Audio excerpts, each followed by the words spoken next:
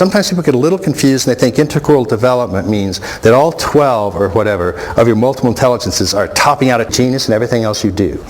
That doesn't happen to more than 2 or 3 people that I know.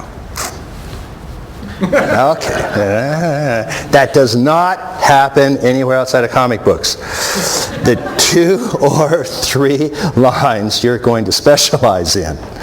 And that's great. Integrally informed means you're aware of that, and you don't think, and this is the perpetual problem of presidents and CEOs or any other leader, that because you're a bloody-ass genius in this line, that you're going to be a genius in everything else you do. And that's the first thing that gets leaders into trouble, is they go way outside of their area of expertise, but they're so often used to succeeding that they don't even know how to take feedback on this stuff.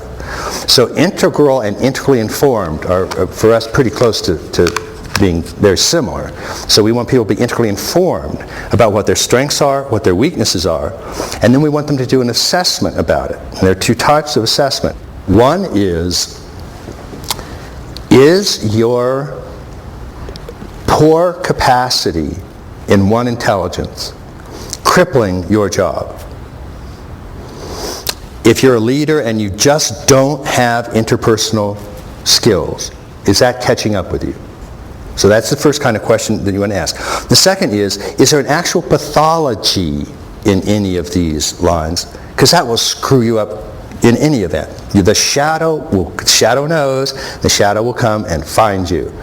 So those are the 2 things we want to look for. If you are hurting yourself because you don't have one of these lines developed, then part of what you want to do with integral transformative practice is focus on that line and make it a real effort to use exercises to develop that line. And the reason we try to do that as part of an integral transformative practice is that you could just go in and spend 5 hours a day trying to develop this one line. But cross-training makes each one grow faster. So if you only have 5 hours a week to spend on developing this one line, and you develop 2 other lines with it, let's say meditation and weightlifting, then that other line you're trying to develop will develop higher than if you only spent the hours on that line. That's what cross-training does, and that's why we try to make it part of an integral transformative practice.